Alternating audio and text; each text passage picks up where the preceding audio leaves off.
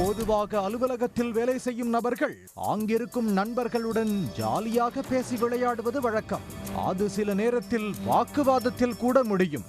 ஆனால் கொலையில் முடிந்த ஒரு அதிர்ச்சி சம்பவம் பெங்களூருவில் அரங்கேறி இருக்கிறது.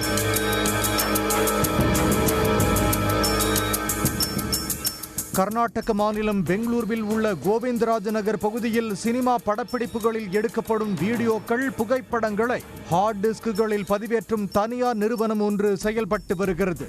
இந்த நிறுவனத்தில் சித்திரதுர்காவைச் சேர்ந்த பீமேஷ் பாபு என்பவர் மேலாளராக வேலை செய்து வந்தார்.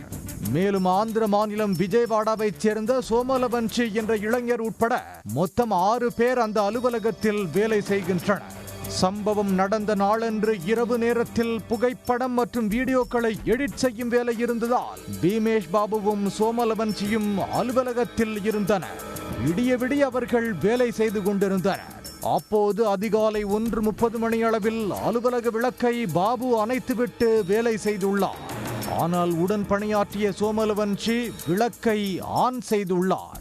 ஆனால் விளக்கை பாபு மீண்டும் அணைத்துள்ளார். ஒவ்வொரு முறை விளக்கை அணைத்த போதும் சோமலவன்ஷி விளக்கை ஆன் செய்து விளையாடியுள்ளார். இந்த விளையாட்டு ஒரு கட்டத்தில் வாக்குவாதமாக மாறியது. இருவரும் மாறி மாறி வசைபாடினர். இதனால் கடும் கோபமடைந்த சோமலவன்ஷி அலுவலகத்தை விட்டு வெளியே சென்றுள்ளார். பின்னர் அலுவலகத்தின் அருகே உள்ள மேலாளர் வீட்டிற்கு சென்று அங்கிருந்த தம்பல்ஸ் எனும் உடற்பயிற்சி கருவியை எடுத்துக்கொண்டு மீண்டும் அலுவலகத்திற்கு திரும்பியுள்ளார். அப்போது உள்ளே இருந்து பீமேஷ் பாபு தலையில் தம்பல்ஸால் ஓங்கி அடித்தார். இதனால் நிலை குலைந்த பாபு இரத்த வெள்ளத்தில் சம்பவ இடத்திலேயே சரிந்தார். இதனால் அதிர்ச்சி அடைந்த சோமலவன்ஷி சக ஊழியரை செல்போனில் அழைத்து அலுவலகத்திற்கு வரவழைத்தார்.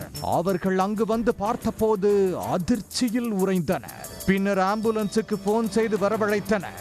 ஆம்புலன்ஸ் வந்ததும் அதிலிருந்த மருத்துவ ஊழியர் பீமேஷ் பாபுவை பரிசோதித்த போது அவர் உயிரிழந்தது தெரிய வந்தது. இதையடுத்து போலீசாருக்கு தகவல் தெரிவிக்கப்பட்ட நிலையில் சோமலவன்ஷி காவல் நிலையத்தில் சரணடைந்தார்.